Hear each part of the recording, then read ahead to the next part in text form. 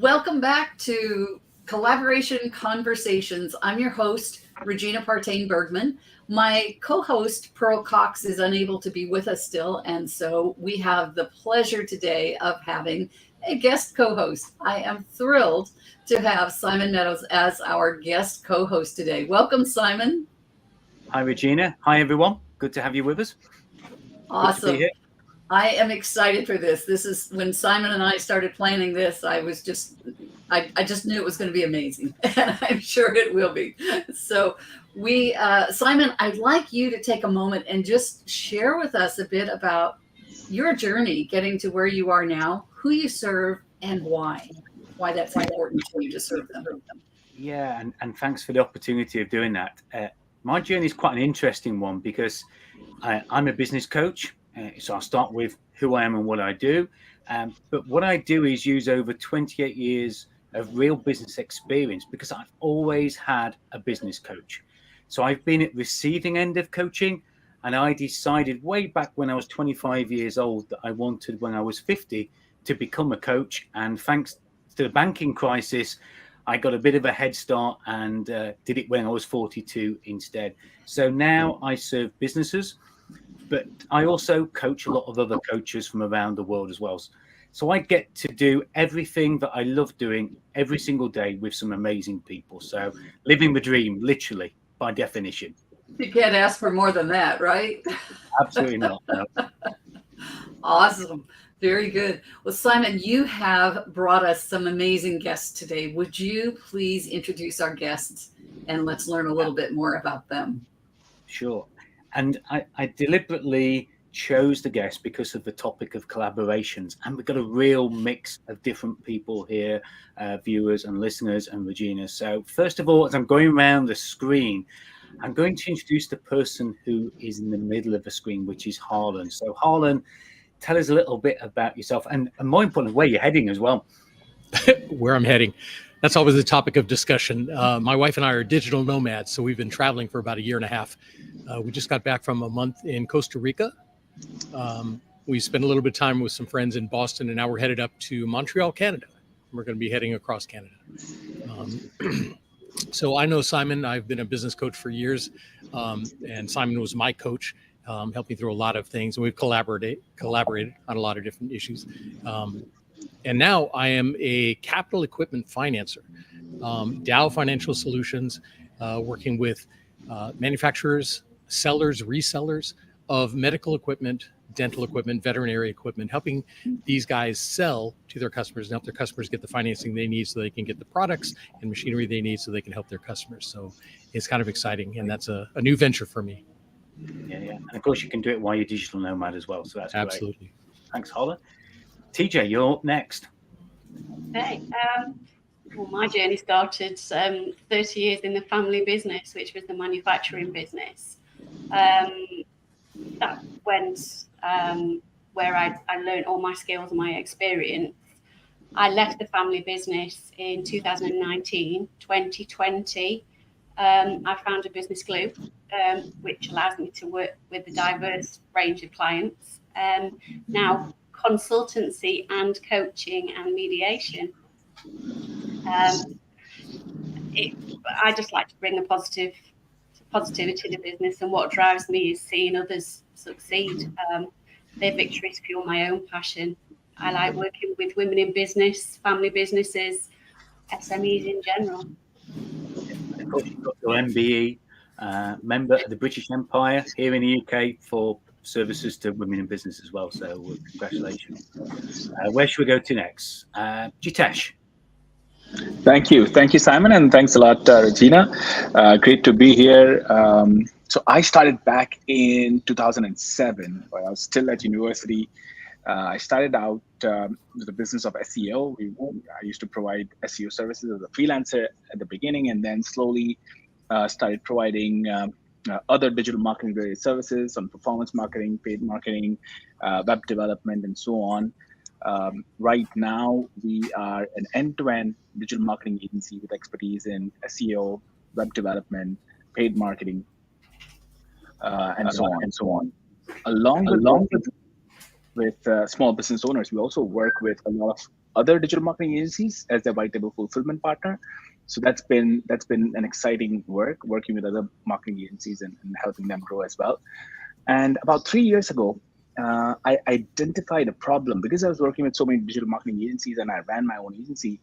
I could see that most of these marketing agencies have some or the other problem related to reporting and managing reports and creating easy to understand report for their clients. So that's why we built a SaaS tool called Agency Easy that helps marketing agencies make their reporting simple and easy and efficient. So we've been building that. We just launched it and looking to serve to a lot more agencies with the help of this tool. That's my story. Yeah. Thank you. True collaboration. Thank you. Yes. Stephen, and then we'll come to Sarah. So thank you guys so much for having me. I'm so excited to be here. It's an absolute honor and a pleasure. So for me, my journey really started about 3 years ago. And what I did is I exited my corporate career after being in it for 5.5 years. And my wife and I had already been working on an Amazon business and been able to scale it to over $1 million. But with the caveat that the margins were terrible. So that was the reason why when I came home, it was a main focus on how to grow these margins. And what happened very shortly is we ended up having to make a pivot after Amazon shut us down, unfortunately, and they were holding close to $100,000 worth of money. We had to pivot over into Facebook, Instagram, Shopify, and we took the skills that we had and we were able to grow that to $1 million company. But more importantly, we were able to help 170 underprivileged kids have Christmas by actually going and finding them in the school system in the backwoods of the United States here in Tennessee, and being able to actually buy all the presents, wrap them, deliver them. And then over the course of time, now what we do specifically is we work with direct-to-consumer brands and help them scale up to that $1 million a year mark. And I actually have another separate company where we specialize on helping coaches, consultants, and authors with putting on their virtual events. So that's kind of my story in a nutshell. And anybody who wants to connect Stephen, asking what the image is behind his head as well. So that's a different topic altogether. Sarah, over to you. Right, so my background is I started off in pharmaceuticals when I first left university. I was a pharmaceutical sales rep, then went into publishing, and then went into teaching. And I founded a science cafe a few years ago because I wanted to do one-to-one tutoring, and started developing a coaching program to work with young people. So Stephen, your dream of making children's underprivileged kids Christmases amazing is definitely one that made me smile a lot because it's very close to my heart. And so I'm all about wanting to provide good education to young people. Great. And there we go. Fantastic. What a mix of people. What a wonderful group of folks. I am going to ask, we're getting a little feedback every now and then. So I think probably what we're going to need to do, I'm not sure where it's coming from, so we may need to mute when we're not speaking. Okay. So, wow, you all have great, sounds like great collaborative experiences. So where shall we begin? Let's start with Jitesh. Sure. And yeah, so tell us about what's been the greatest collaborative experience that you've had, Jitesh? Oh, yeah, that's a great question. So we have a client who's still a client. He started working with us back in 2009, just 2 years after I started my agency. And back then, he was the first agency that we were working with. So he came to us, he said, listen, I need your help with SEO and I'm very new and I'm trying to set up my business. I just have one client right now, but can you help me? And then back then we did not have any kind of white label services business model. So this was the first time we were experimenting, but I thought, yes, he seemed like a really nice guy, very ambitious. So I thought, this could be a great collaborative opportunity. And what happened then, I feel like in hindsight, it changed the entire course of our company and my business and everything, because that opened up so many different opportunities for me working with other agencies. Plus, this client that I'm talking about, has been a client since then, 14 years, grew from just one SEO client to now close to 42 monthly retainer digital marketing clients that we are all fulfilling, that we are fulfilling for them. And it's been a great experience, really, for me and for him. It's been a win-win relationship. Just goes on to say that how I would have otherwise just passed on to it as something that, I'm not interested in this, or you're a competing business, you do the same thing as I do, so it might not work or whatever. But taking that leap of faith kind of changed the course of my business. So yeah, it certainly did, didn't it? Yeah. And of course, software is a collaboration tool as well, isn't it? I mean, I'm a user of your software. That really brings collaboration to the complete circle, doesn't it? Of allowing you to scale your business through the software, through collaboration. Exactly. And when we are building, great point, Simon, we're building the software. Collaboration was at the center because we wanted to make sure that when an agency is able to give access to this piece of software to their clients or their team members, it is easy and is straightforward and it's simple. So our software enables the agency to give direct access to real-time data to their clients directly. And it's all white label. So it makes the whole thing transparent, easy, a very collaborative approach. I guess with especially today in 2023, if your mindset while doing business is not collaborative, you're not going to get very far in general. That's what I think. Yeah, so true. So true. Harlan, would you address something that Jitesh said? He mentioned that when he started working with the agencies, the ability to see them not as being competition, since he was an agency himself. How have you experienced that, working with others who could be seen as competition, but you've made something collaborative out of it? Yeah, when I was and I'm still coaching, kind of on the side, some of the business coaches that I know, we would get together and do panel discussions like this. I did a presentation and I had a guy come up afterwards and he said, I wanted to talk to you, but he goes, I'm a business coach and this is really your time to shine and everything. It's like, there are 7 billion people in the world. How many of them do you know? And he goes, well, not that many. I go, then we're fine. We can. And so we've always gotten together and done things together. We've networked together. We've done presentations together. And I agree with just you can't look at everybody as competition. I'm here to help people. I took a phone call on the drive a little while ago where I thought I was going to be selling something to this guy. And he says, really, I'm looking for a job. Can you help me? It's like, I'm connected to a lot of people in your industry. Let me sort through and send you some links. Yeah. It's not going to hurt me at all. It's not going to deter, or detract from me. But by helping him, he's going to remember me, and that's really what it's all about.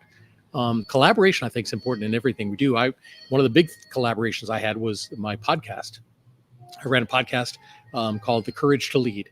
TJ was a guest on my podcast. Steve has been a guest on my podcast. And Simon was the final episode, 250. And I think conversations are collaborations, right? We're getting together to share. I love it. I love collaborating. And you introduced me to Stephen as well, didn't you? So I wouldn't have met Stephen if you hadn't have introduced me. Stephen's been a guest on my other series of podcasts. It just shows Regina collaboration.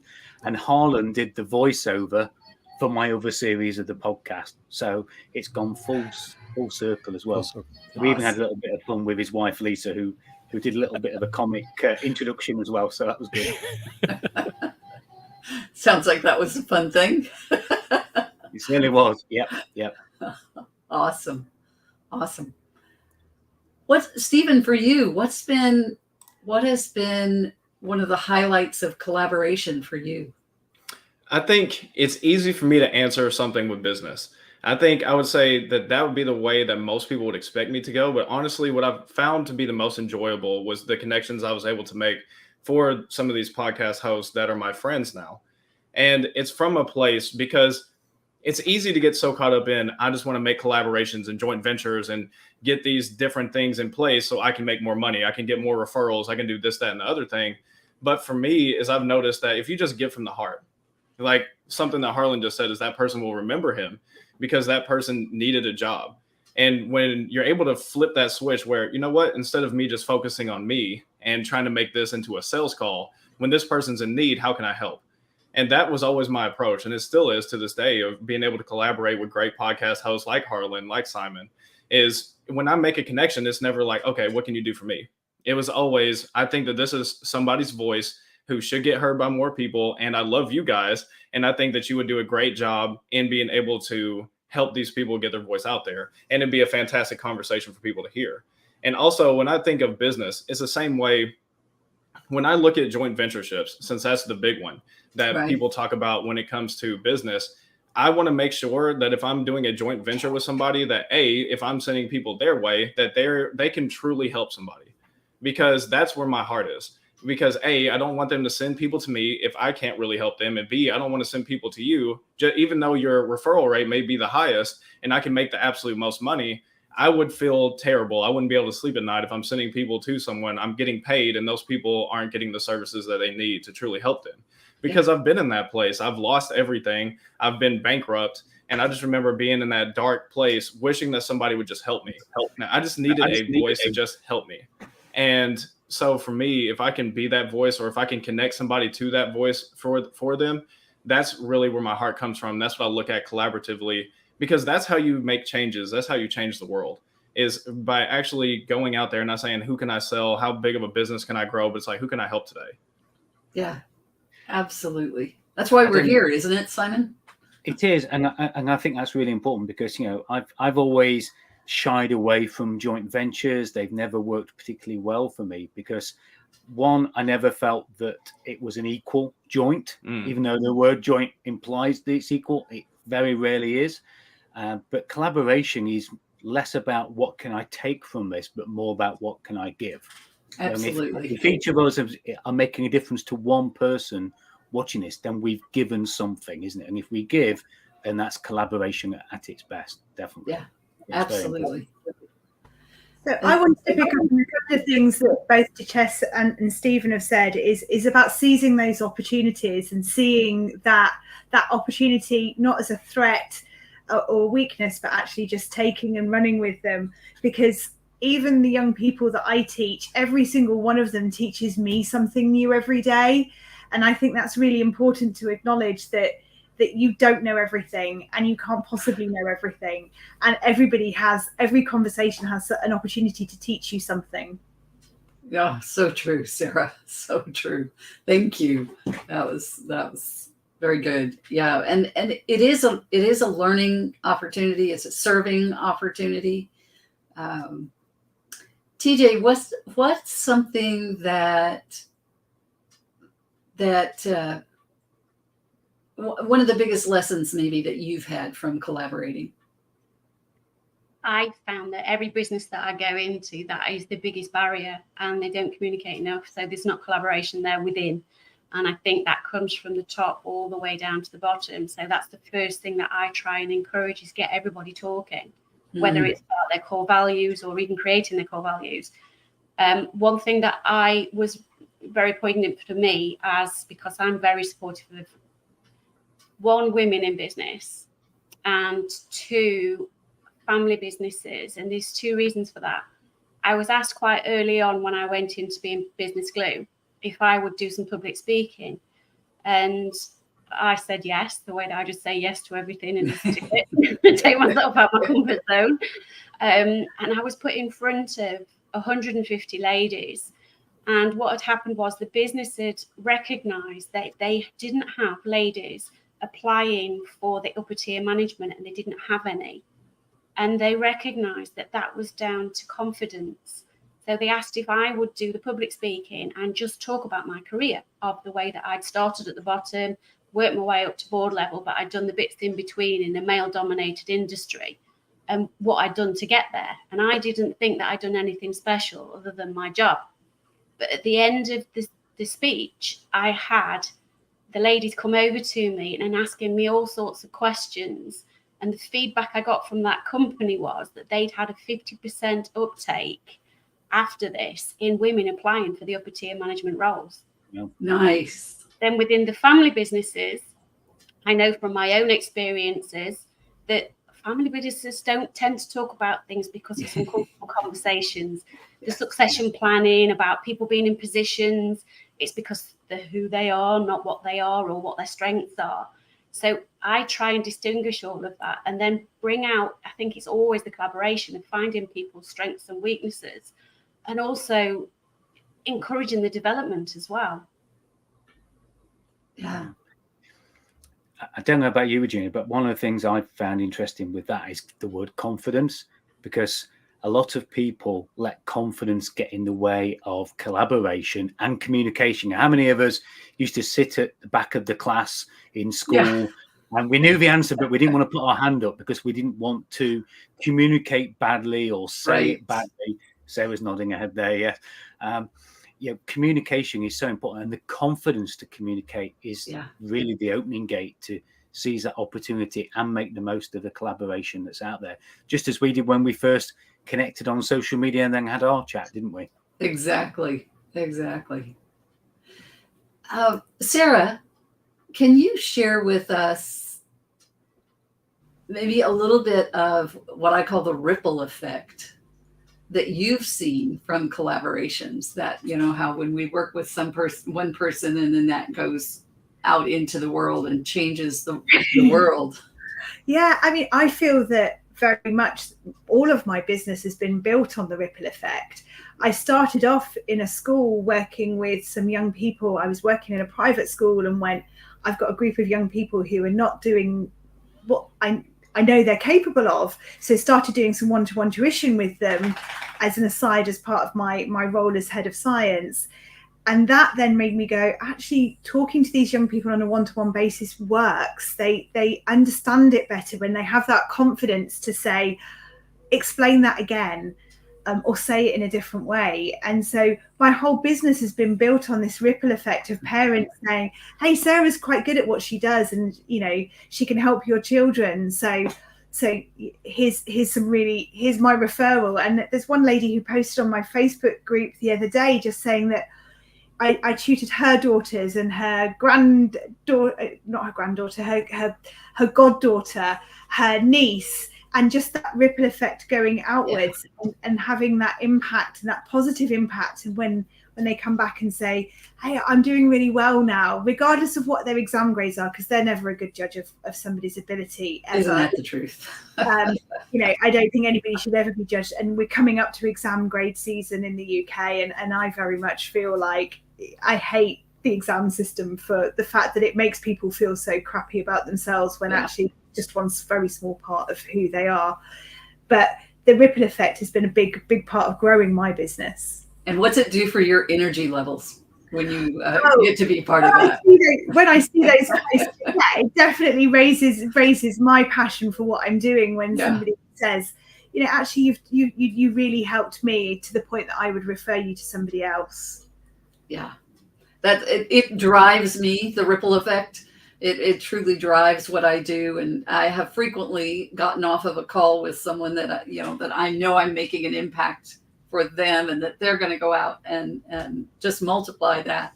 And I'll go find my husband wherever he is in the house and say, have I ever told you I love what I do? No, I never heard that. So sometimes, though, we never get to see the impact, do we? That's we true. know the ripple effects out there, but we actually never know how far that ripple goes and whose life we're touching by what we say and by what we do. So I think sometimes we look too much for the results when actually we should just accept that they happen. And usually that ripple hits the side and comes back and rewards us again, doesn't it? So it does. Look at that. It absolutely does. And sometimes it's come back as somebody's then a vet or a doctor or hated chemistry, but because of my tuition has now suddenly gone on to work for a big pharmaceutical company doing chemical engineering. And you kind of go, Actually, that's a massive ripple effect, because they could find the next cure for the next drug, and I've been one small part of that inspiration, and that feels very special. Yes, you gave me goosebumps on that one. Oh my goodness. So Harlan, how about you? What excites you about collaborating with others? I think you mentioned earlier how you learn so much from other people, those conversations you have. That's one thing I really loved about the podcast. Everybody that I talked to, I learned something new. I learned about a new book I didn't know about, methodology that they were following.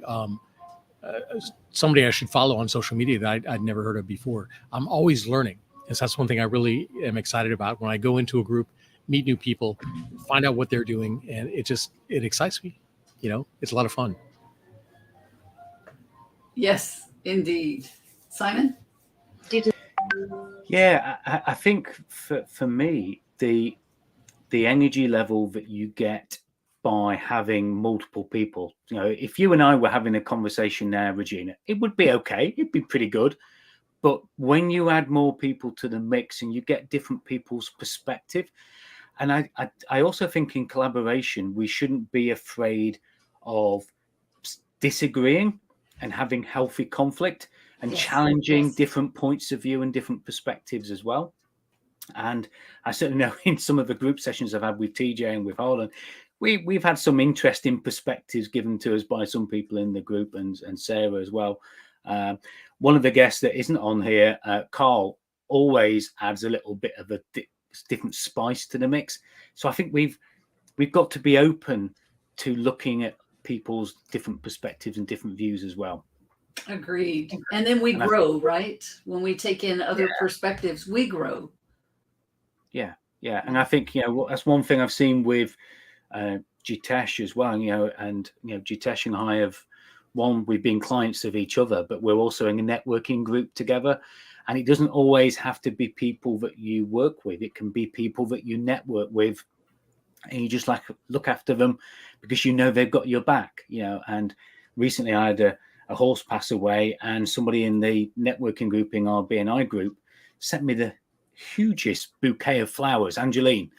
And it just lifted me up. It didn't need to be words. It didn't need to be business. It was just support and just knowing that, I've got you. And that was a big thing. I think you find that as well, Jitesh, in the group.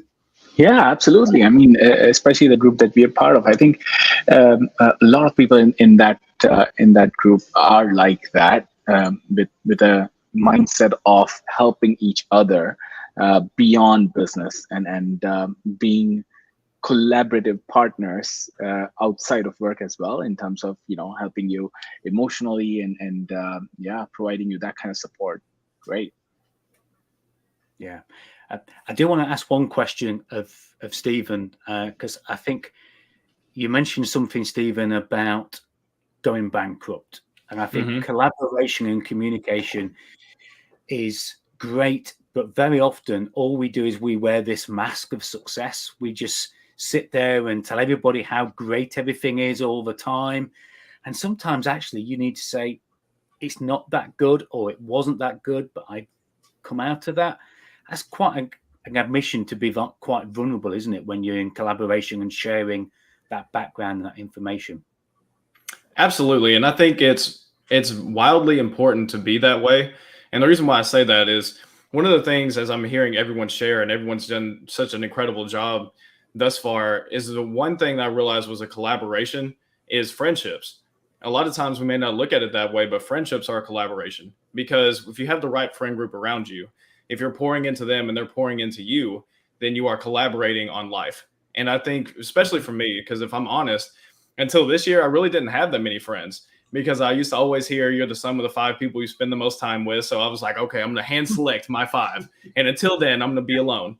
And this year, what I found so fascinating, because it was just my birthday a couple of days ago. On Thursday, my wife had this big surprise birthday party for me. And there were so many people showed up that it made me emotional. And I realized that each one of them, they were sitting there talking about all the ways that I've impacted them in the short time that I've lived here in Oklahoma.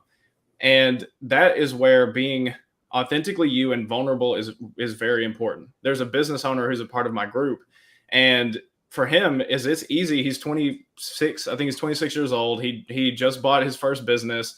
And for him, on the outside to everyone else, he's wildly successful. But he's breaking down. He doesn't have any personal finances. He's had to put it all into the business. The business is in the red, and he doesn't know how he's going to stay above water.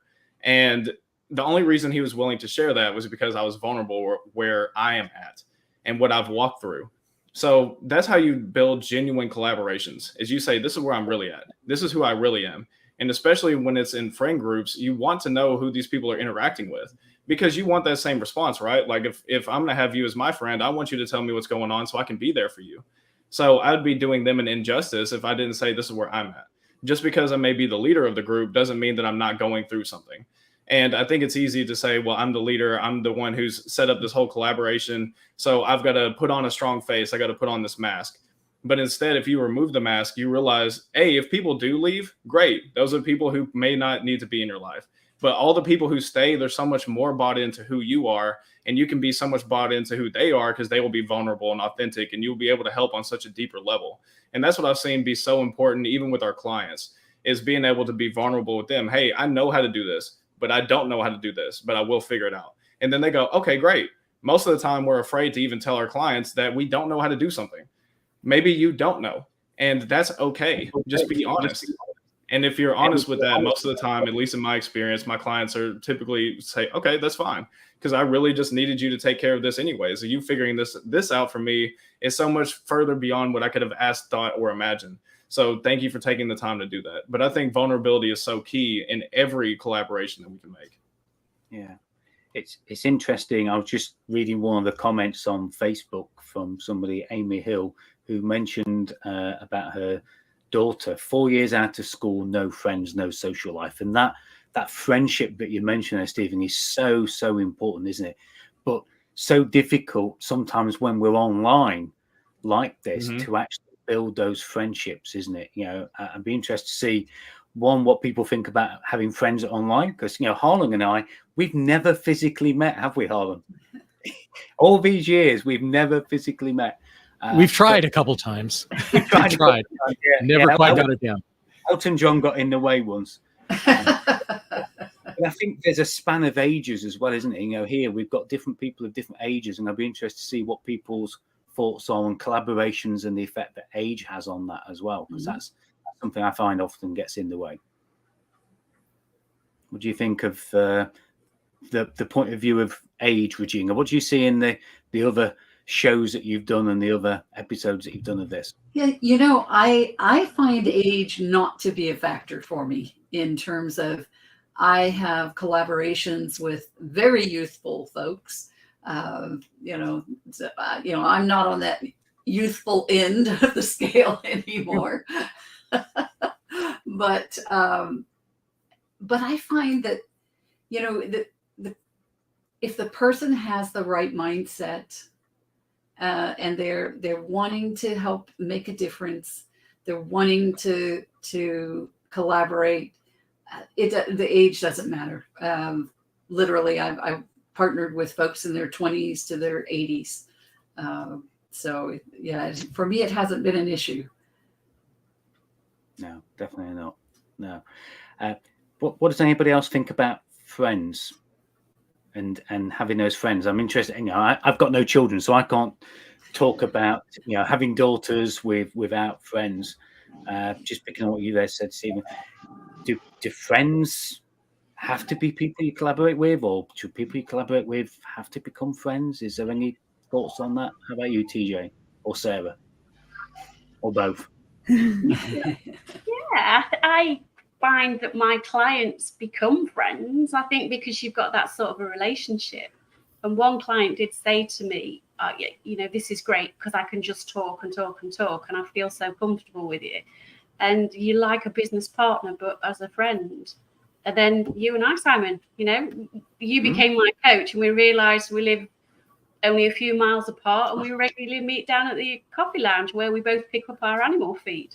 And we've got so much in common with our silly animals and the way that we live our lives as well. But with regards to the age thing and friends, we had a party the weekend because it was my husband's birthday. So we'd got a range of our age and above. And then also I got 2 daughters, so it was their age. So anything from 20. And I was quite comfortable sitting amongst what I would call our age group. And then later on in the evening, going and sitting with my daughter's age group as well. Yeah, interesting. And I've had students who've become friends as they've got older, and they're leaving university and they're going off and starting their careers. They then become contacts or collaborations that I'm working with, because they then starting in the world of work, and thinking back to your example, Harlan, of somebody contacting you and saying, do you have any connections? And will you write me a reference for? Of course I will. And of course I will support you. But a lot of the parents that I've worked with have become friends over the years. You know, I'm sending text messages to people and saying, let's meet up, let's have drinks, because you've become a friend, because I've supported your family, and that through that journey of working with your child while they're going through one of the most stressful times they're ever going to go through, until they suddenly realize that actually it doesn't matter quite as much, and it's more about what you do with your life, not the exam grade you get. But yeah, I suppose. Sorry. Yeah. Very quick point. So adding to what TJ and Sarah said, I think the common denominator is having each other's best interests in mind. Mm-hmm. And if you're having each other's best interests in mind, then friendships often lead to business, and then business relationships often lead to friendships, because the common denominator still is I want best for you, and the other person wants best for me. So that eventually turns into either, if it's a business relationship, a friendship, or a friendship turns into a business relationship. And there are different degrees, aren't there, of friendship? You know, we don't have to go all in and almost, will you marry me kind of relationship. You know, there's everything in between, to just keeping in touch. You know, we've got people that we met on honeymoon 30 years ago that we still send Christmas cards to. You know, and it's just that little point of contact, isn't it, as well, that's really important. Yeah, absolutely. So I have a question. We've talked about collaboration in terms of collaborating with other people. We also talked about friends, but what about collaboration within our teams? Like, we are business owners, so we have people working as part of our teams. I know, because I've worked with Simon for quite some time now, he always recommends a few books, and I've read all of his books. The 2 books that are really focused on collaboration, one is 5 Dysfunctions of a Team, and then the other one is Scrum. I read Scrum very recently, and both of these books put high emphasis on what a highly collaborative team can achieve versus what a dysfunctional team can do to your business. And I've spent quite some time figuring the right right method, but I don't think I'm quite there yet. How's I want to know from everybody else, what kind of challenges do you face within your teams, and how do you overcome them? Yeah, I think that's a good one for Harlan. And I think it also, Amy's just put another comment in here about her children talking to each other as well. And we need to get our teams talking to each other. And I think both from a parent point of view and from a business point of view, that's about leadership. And I can't think of anybody on this sort of broadcast better qualified to talk about leadership than Harlan, with his Courage to Lead podcast as well. So I think that's a good one for you, Harlan. Yeah. Collaborating within your team, I think definitely important. One thing that I found, because I was a consultant for 20 some odd years, don't want to give away my age online, 20 some odd years as a consultant. And one of the things that I found is when you're working with the team, instead of putting somebody in a pigeonhole and saying, well, this is what your title is, this is what your role is, stay in your track. allowing them to say, well, here's something I've always wanted to try. Here's something I think I could be good at. And just allowing them that space. You know, we were creating like internal web pages for a company and getting the different ideas from people. And you say, well, hey, could you come up with the graphics for this? Or could you come up with the layout for that? And just see them light up. It's like, I've never been able to do that before because that was always somebody else's role. But finding out what it is they want to do, what they like to do, what they may have a skill at that they, you know, haven't been able to use before, getting them in and collaborating that way. I think it brightens them up. You see a whole new side of them, and it's amazing what they can come up with. You know? That's great. That's great. I had a staffing firm for 12 and a half years, and one of the things that was our specialty was really getting that best fit in the job. And one of the tools that we used was a highly predictive personality profile, predictive of success on the job. And so it really made a difference in our ability to get folks in the right position. But I love what you're saying there, Harlan, because that's so important. And then they can contribute at such a higher level when their offering is valued, when they are respected and valued. So yeah, thank you. That's awesome. I think one of my other favorite authors on this particular topic is Ken Blanchard, and I know Ken has been around for decades. But you look at some of the strategies in Gun Ho, 1 Minute Manager. Yeah, there's The Secret that Great Leaders Know and Do is one of my favorite, very short books. I think Ken is the master of it. And for me, the most important book that I've read of his was the book, and I don't know if you can still get it on Audible, but it's Whale Done. Now, if you want to teach a killer whale how to do tricks, don't keep whacking it with a stick.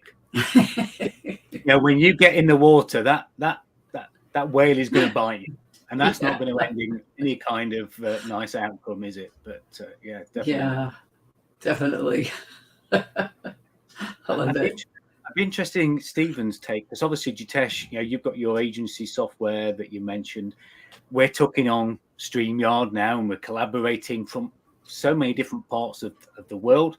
TJ, literally, I could almost throw a stone at. Harlan and Stephen and Regina, not so much.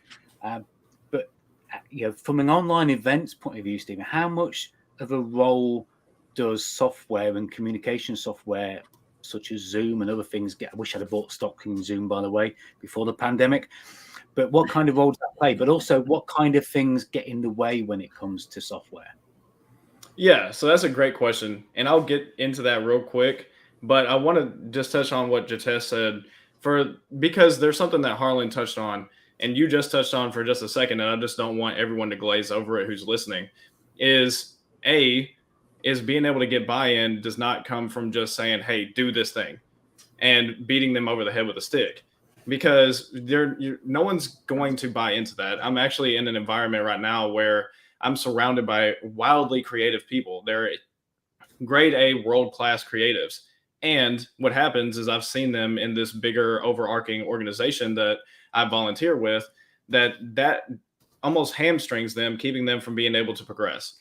And that's extremely detrimental when you have a talent. Like, the best way to keep a talent is to ask them. It's like, okay, what's your dreams? What's your ambitions? What does your heart long for? And seeing, how can I meet that as an organization? Because they will go find that somewhere else, because these people are class A talent. They don't have to stay just to get a paycheck. They can get a paycheck from anywhere. And that's the best way I've seen how to get buy-in, is actually going to these people and figuring out what their dreams are, their ambitions, what their pains are, what their strengths are, and saying, okay, here's this thing that I think would fit that perfectly. Do you want to just try it? And even as Harlan was saying, you get to see them light up. And this was something that TJ touched on earlier, is typically when you talk about collaboration and communications, it comes from the top down. So if you are a business owner, you are at the top. So how can you go down to someone else who maybe they're just handling, like Jitesh was talking about, they're handling just the SEO for this website? It's how can you go to them and say, hey, you've been doing an excellent job for the last 6 months, a year, 2 years. Is this the only thing that you want to do? Or is there more? Do you dream of more? Do you want to become more? And if they say, actually, I love this and this is where I want to be, great. And then if they say, no, I'm doing this because I need to take care of my family, take care of whatever it may be, but I really want to do X, Y, and Z, then you as the business owner, it's your responsibility to see, how can I cater, or how can I help them? How can I help them achieve their dreams? Because if you're helping people achieve their dreams underneath the bigger umbrella of your dreams, then everyone wins. It's a win-win-win across the board for the entire organization. And I think that that's wildly important. I just didn't want to glaze over that. But to your question, is especially for this, for everyone, because we're all across the world, you can sit here and have a conversation with somebody, because I'm in the United States, I could have a conversation with somebody in India, which I've had that plenty of times. And it doesn't have to be where I have to hop on a plane and travel 15 hours and then hopefully I can meet them and I don't get lost in a country with 1 billion people in it. And I just think that it has transformed the way that we can learn. Because instead of just learning from YouTube or from books, you can learn from somebody's own experiences by having sit-down meetings like this. I can be in the hotel lobby with Harlan. I can be at the table with Jitesh right now. I can be across the desk from Regina, from TJ, from Sarah, from Simon in this exact same moment.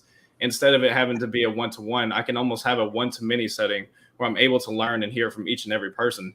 And I think that there's so many great things with technology and, as you asked, the obstacles. Because for me, when I'm running these online events where I'm setting up all the technology in the background for these coaches and consultants and authors, the biggest thing is that how do you get people, if you're watching this, I'm about to do a little experiment, is how do you sit there? So now that my camera is off, how do you know if I'm even here? If I stop talking, you can't even tell if I'm there or not. So that's the biggest thing, is how do you get people to buy in to actually putting their face on the camera instead of turning it off, having you maybe turned up just enough so they can kind of hear you, but they're not really paying attention. They're basically sitting in the back of the classroom, not picking up any of the information.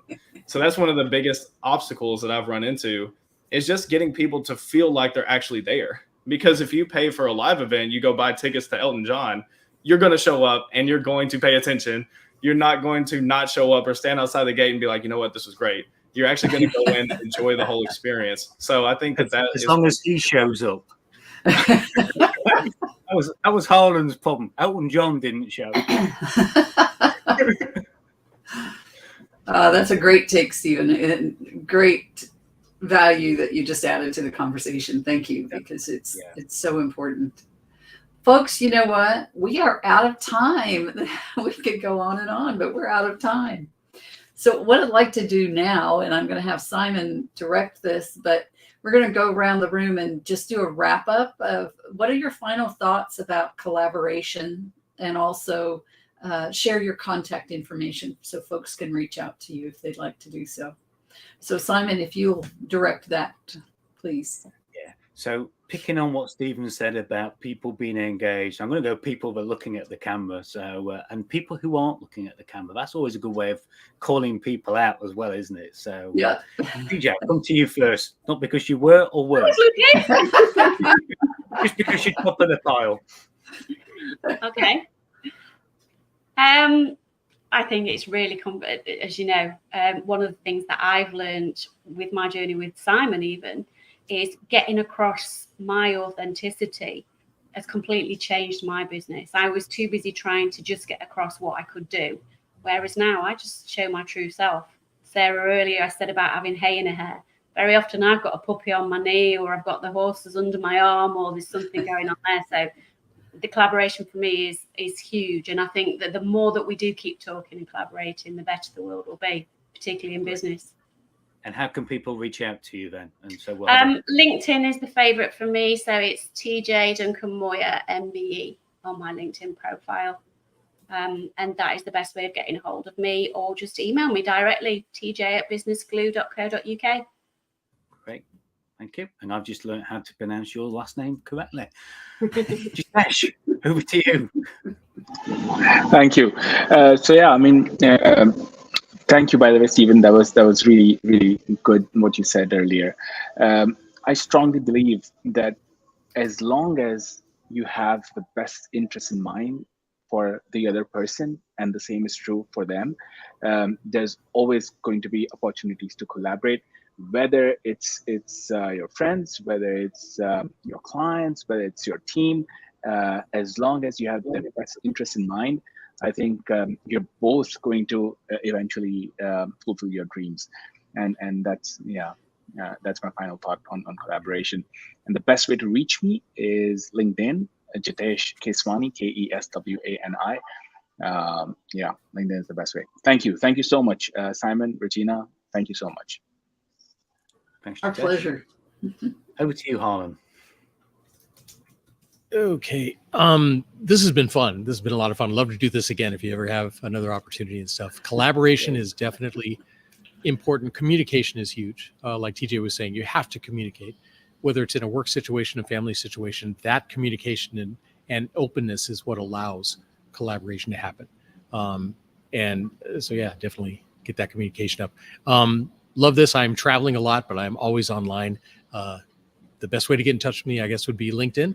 You can find me out there. All the link information and email addresses and everything like that are on my LinkedIn account. So again, Regina, Simon, thank you so much. Excellent. Stephen, next. You up?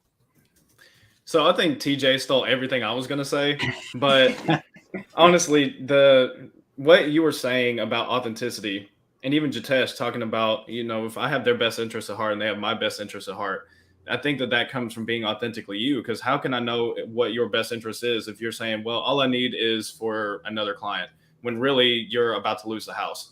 If I have that authenticity, knowing what you truly need instead of just maybe a couple extra $100, maybe you need somebody to come in and help with something. That true authenticity, that true authentic self, even as you were talking about, TJ, that is what I see as collaboration. Because yes, there's so many different levels to what it could look like, from friendships to maybe they're a client, maybe they work for you, however you may collaborate, maybe they're family. But communication, authenticity, and having people's best interests at heart, I think are the best ways to go about collaborating. And then the best ways to reach out to me are probably the same as everyone else. I would say LinkedIn is a great way. Or if you want to find me on any other social, just go to stephenpemberton.com. It has it all right there. Great. Thanks, Stephen. Fantastic. Sarah.